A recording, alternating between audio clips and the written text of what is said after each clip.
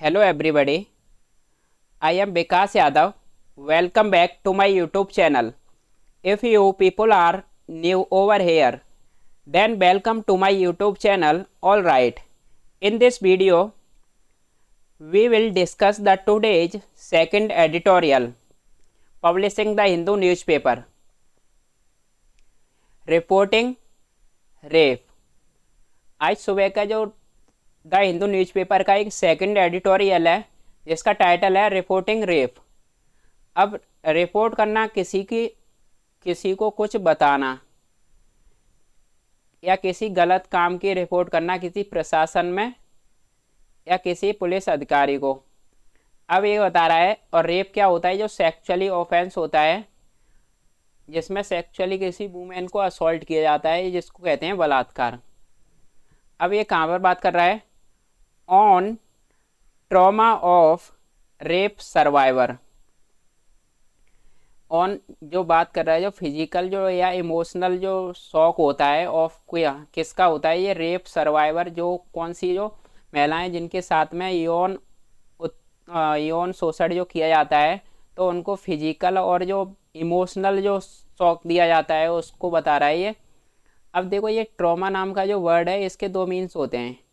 एक तो किसी को फिजिकली डैमेज करना और एक होता है एक इमोशनली और इमोशनल शॉक या फिर फिजिकल डैमेज, जिसको कहते हैं ट्रॉमा। आप ट्रॉमा को अपने ट्रॉमा सेंटर से भी रिलेट करके रखते हैं। जैसे ट्रॉमा सेंटर होते हैं शहर में, कि आपके सिटी में भी ट्रॉमा सेंटर आपने देखा होगा, तो वहाँ पर क्या है कि ट्रॉमा सेंटर ये रात को 24/7 हर वक्त ये खुले रहते हैं। आपका जिस टाइम रात को 12 या 2 बजे कभी भी रोड एक्सीडेंट जो सड़क दुर्घटनाएं होती हैं, तो वहाँ पर क्या है कि इंसान फिजिकली डैमेज हो जाता है। तो ये ट्रॉमा सेंटर का काम होता है कि उनको रात में भी ट्रीटमेंट दिया जाता है। तो वही कह रहा है, वहाँ से ही इसको रेट कर सकते हैं। ये फिजिकल डैमेज या इमोशनल जो शॉक होता है उसको कहते हैं ट्रॉमा। अब इसका टाइटल पैराग्राफ देखते हैं। Victims of assault must be treated with dignity at every stage of investigation and trial. अब जो विक्टिम्स होता है, पीड़ित, यानी जो पीड़िताएं हैं ऑफ की, जो असॉल्ट होता है किसी के ऊपर हमला करना। और ये ज़्यादातर जो वर्ड यूज होता है जो सेक्सुअली ऑफेंस के लिए, जिसके ऊपर यानी जो सेक्सुअली यानी अपराध किया जाता है, जिनका रेप किया जाता है, असॉल्ट किया जाता है, उसको कहते हैं असॉल्ट। जो विक्टिम्स हैं यौन शोषण के, रेप के, उनको मस्ट भी, कौन सी वुमेन है जो यौन शोषण की जो पीड़िताएं वुमेन है, उनको बता रहा है कि मस्ट बी ट्रीटेड, उनके साथ व्यवहार किया जाना चाहिए।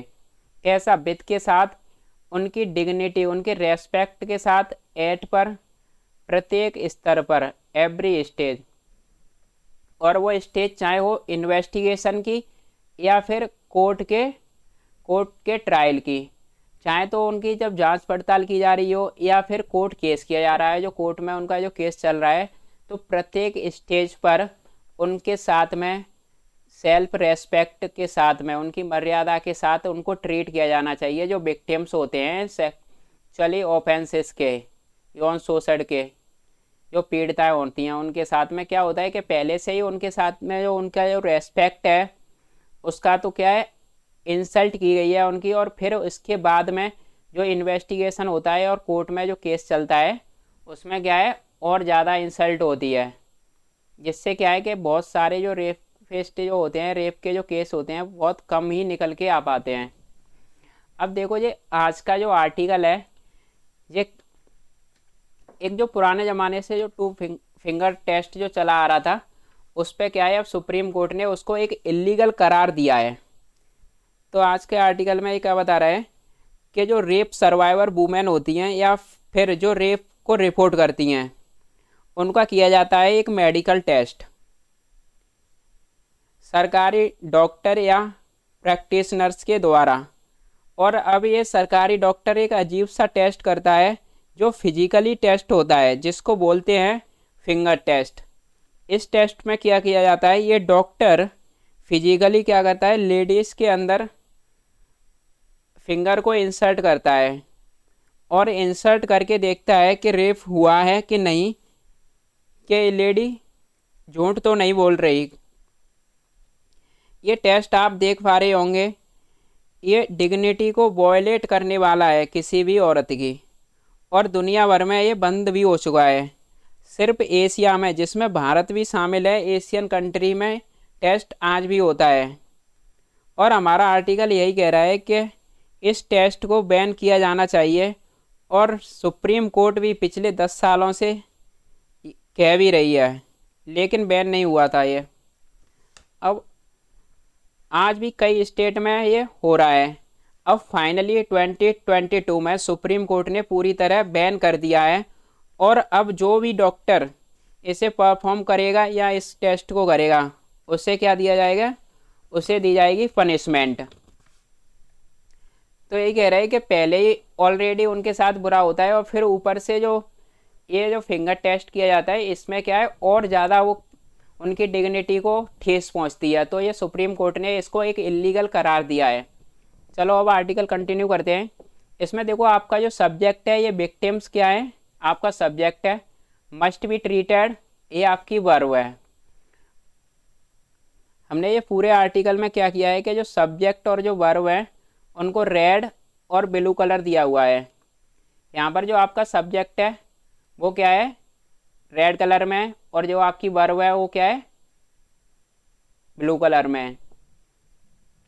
एक आर्टिकल की प्रॉपर अंडरस्टैंडिंग लेते हैं, कैसे हम एक कहानी की तरह इस आर्टिकल को पढ़ते हैं। चलो देखते हैं, कंटिन्यू करते हैं। For a rape survivor trauma comes in repeat doses. For के लिए, किसके लिए, एक रेप सर्वाइवर के लिए, जो रेप से गुजरती है उनको कहते हैं रेप सर्वाइवर। उनका जो ट्रॉमा, फिजिकल डैमेज या इमोशनल जो शॉक आता है बार बार दोहराने वाली खुराक के तौर पर, इनमें रिपीटेड डोज होती है, जो बार बार क्या होता है, पहले उनके साथ रेप हुआ, फिर दोबारा से क्या है, उनको इमोशनल शॉक दिया जाता है जब इन्वेस्टिगेशन या फिर कोर्ट ट्रायल होता है उसमें। तो यही कह रहा है कि रेप सर्वाइवर के लिए ये एक रिपीटेड डोज में आता है। और ये फिर बता रहा है, first there is the gruesome act and then follow the difficult task of reporting the assault. अब ये कह रहा है कि फर्स्ट पहला क्या होता है, क्या रेप होता है, ग्रूसम एक्ट होता है, जो बहुत ही अवेमिनेबल या डिस्गस्टिंग, बहुत ही ज़्यादा घृणित होता है, उसको कहते हैं, जो रेप होता है उसको ही कह रहे हैं, बहुत बुरा जो होता है। एंड देन इसके बाद में ये फॉलो करता है, क्या फॉलो करता है, डिफ़िकल्ट टास्क, बहुत कठिन कार्य ऑफ का जो है रिपोर्ट करने का, असॉल्ट को, जो सेक्सुअली ऑफेंस को जो रिपोर्ट करने का काम है, ये भी बहुत ज़्यादा डिफ़िकल्ट होता है। तो पहले उनके साथ रेप होता है, फिर वो फॉलो करते हैं, पीछे पीछे आता है इसको रिपोर्ट करने का, जो सेक्सुअली ऑफेंस है उसको। अब यहाँ पर जो आपका सब्जेक्ट है वो ट्रॉमा है, और ये क्या है, कम्स आपकी वर्ब है। दूसरे में क्या है आपका जो ग्रूसम एक्ट, ये आपका सब्जेक्ट है, और एज क्या है, आपकी वर्ब है। जब भी हमारा सेंटेंस देयर से शुरू होता है तो वर्ब हमेशा पहले आती है सब्जेक्ट से, ठीक है।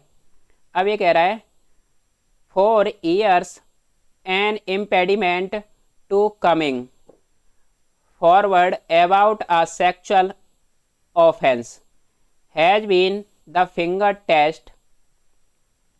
अब ये बता रहा है, फॉर ईयर्स यानी सालों से, कई सालों से क्या है कि एक इम्पेडिमेंट होता है, हिंड्रेंस, ऑब्स्टेकल, जो बाधा है, किसके लिए, कमिंग फॉरवर्ड, आगे आने में, आगे कमिंग फॉरवर्ड होता है आगे आना, आगे लाने में, किसके बारे में, जो है सेक्सुअल ऑफेंस के बारे में, जो रेप होता है उसके बारे में, जो रही है, क्या रही है, ये बाधा, इम्पेडिमेंट रही है, हिंड्रेंस, फिंगर टेस्ट। ये जो फिंगर टेस्ट नाम का जो टेस्ट होता है, ये क्या है, एक बाधा रही है, हिंड्रेंस रही है। देखो कभी भी इम्पेडिमेंट यहाँ पर आपका सब्जेक्ट है, और हैज बीन क्या है, आपकी वर्ब है। इम्पेडिमेंट अपने बाद में हमेशा टू, ये फिक्स प्रीपोजिशन है। Impediment to, hindrance to, obstacle to, ये सब क्या है, अपने बाद में हमेशा टू लेते हैं। तो ये बाधा रही है, एक रास्ते का रोड़ा बना हुआ है जो फिंगर टेस्ट है, रेप जो सेक्सुअली ऑफेंस है उनको आगे आने में। अब ये बता रहा है, अब सर्वाइवर इज सब्जेक्ट टू, जो एक रेप सर्वाइवर होता है जिसके साथ रेप होता है, जो महिलाएं जो वीमेन रेप से गुजरती हैं उनको एज सब्जेक्ट टू होती हैं, उनको एक्सपीरियंस कराया जाता है। सब्जेक्ट टू होता है किसी का एक्सपीरियंस कराया जाना या किसी से गुजरना। तो उनको जो रेप से गुजरती हैं, एक रेप सर्वाइवर जो होता है उसे सब एक्सपीरियंस कराया जाता है या उनको गुजरना पड़ता है किससे।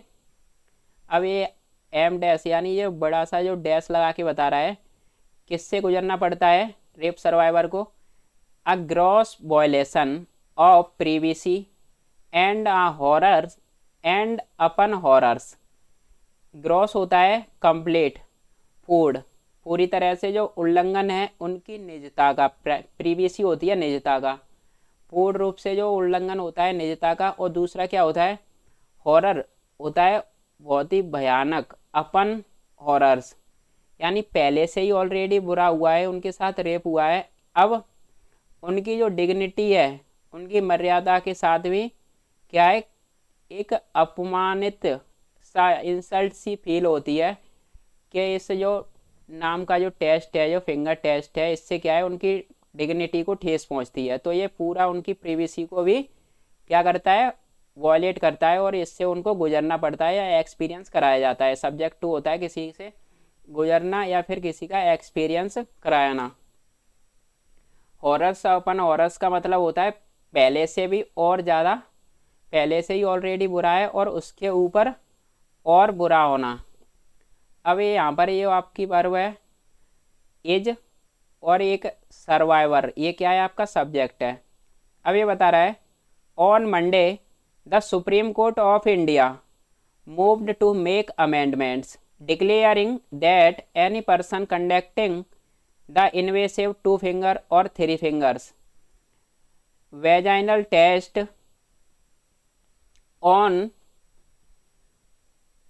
rape or sexually assault survivors will be found guilty of misconduct। अब देखो यहाँ से यहाँ तक ये क्या बता रहा है कि मंडे को क्या हुआ है, मंडे को सोमवार को, कि जो हमारी सुप्रीम कोर्ट ऑफ इंडिया है, जो हमारा सुप्रीम कोर्ट है, उसो वो हरकत में आया है, उसने मूव किया है, एक स्टेप लिया है किसके लिए, अमेंडमेंट्स करने के लिए, संशोधन करने के लिए, सुधारने के लिए। क्या कहते हुए, डिक्लेयरिंग करते हुए कि दैट के क्या डिक्लेयर किया है कि कोई भी पर्सन, कोई भी व्यक्ति जो कंडक्टिंग करता है, संचालन करता है द इन्वेसिव का, इन्वेसिव होता है इन्वेड करना या इंसर्ट करना या पेनिट्रेट करना,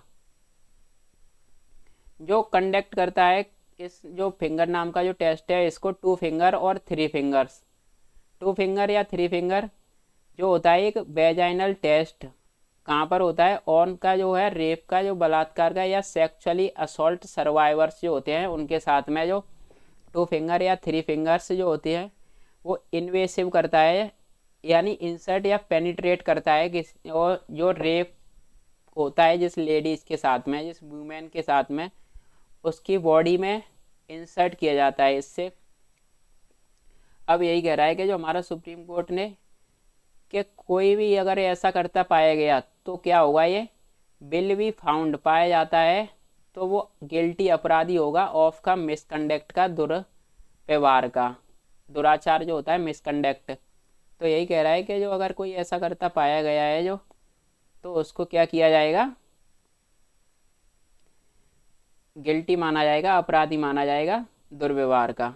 अब देखो यहाँ पर सुप्रीम कोर्ट ऑफ इंडिया, इसकी वर्ब है आपकी मूव्ड, और दूसरा आपका जो है एनी पर्सन, इसकी वर्ब है विल बी फाउंड।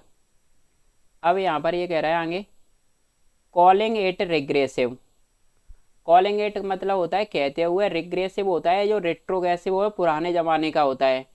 इस टेस्ट को, इस ये टेस्ट है आपका इस वाले टेस्ट को ऐसा कहते हुए कि जो ये फिंगर टेस्ट है ये तो पुराने ज़माने का है।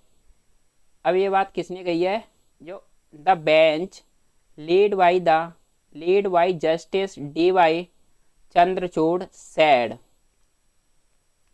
कि जो बेंच है जिसकी अगुवाई की गई थी जस्टिस डी वाई चंद्रचूड़ के द्वारा, तो बेंच ने कहा है दिस सो कॉल्ड टेस्ट, ऐसे कहा जाने वाला जो टेस्ट है, कौन सा ऐसा कहा जाने वाला टेस्ट? ये वाला जो टेस्ट अब हैज नो साइंटिफिक बेसिस, इसका कोई भी साइंटिफिक वैज्ञानिक यानी कोई टेक्निकल या वैज्ञानिक आधार नहीं है, और neither proofs nor disproves allegations of rape, ना तो ये प्रूव करता है, सिद्ध करता है, और ना ही ये खारिज करता है आरोपों को जो होते हैं रेप के। तो यही कह रहा है कि जो ये टेस्ट जो है ये ना तो ये सिद्ध करता है और ना ही ये खारिज करता है जो रेप के आरोप होते हैं, कोई इसका साइंटिफिक बेस नहीं है। अब यहाँ पर जो बेंच है इसकी वर्ब है आपकी सैड, दूसरा आपका ये टेस्ट है इसकी वर्ब है हैज। अब ये आगे बता रहा है, आगे क्या बता रहा है? इट इन स्टेट री विक्टिमाइज एंड री ट्रॉमाटाइजेज women who may have been sexually assaulted and is an affront to their dignity।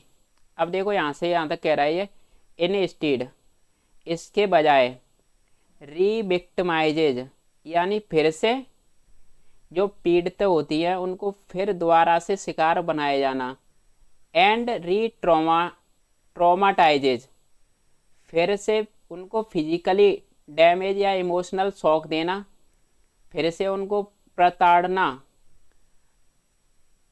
Women को, उन महिलाओं को।